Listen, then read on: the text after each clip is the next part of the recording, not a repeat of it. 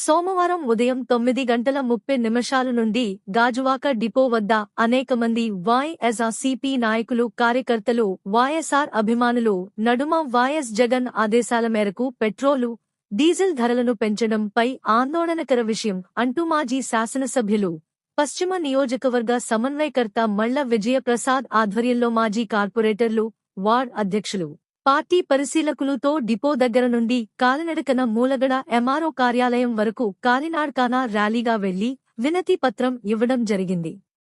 రాష్ట్రంలో ఎన్నడూ లేని విధంగా పెట్రోలు డీజిల్ ధరలను పెంచడం ఆందోళనకర విషయం. ఎన్నికలకు ముందు తెలుగుదేశం పార్టీ అధికారంలోకి వస్తే పెట్రోలు డీజిల్ ధరలను తగ్గిస్తామని తమ ఎన్నికల మేనిఫెస్టోలో హామీ ఇచ్చినప్పటికీ అధికారంలోకి వచ్చిన తర్వాత ఆ హామీలను విస్మరించి దేశంలోనే అన్ని రాష్ట్రాల కంటే అధిక ధరలకు పెట్రోలు డీజిల్ విక్రయించడం జరుగుతోంది అని,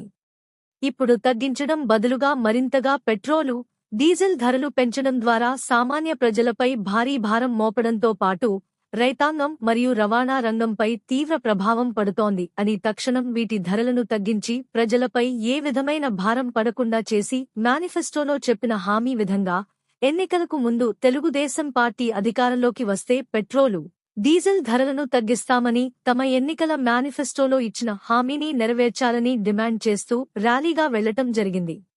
ఈ నేపథ్యంలో పార్టీ అధ్యక్షులు వైఎస్ జగన్ మోహన్ రెడ్డి ఆదేశాల మేరకు మాజీ శాసనసభ్యులు పశ్చిమ నియోజకవర్గ సమన్వయకర్త మళ్ల విజయప్రసాద్ ఆధ్వర్యంలో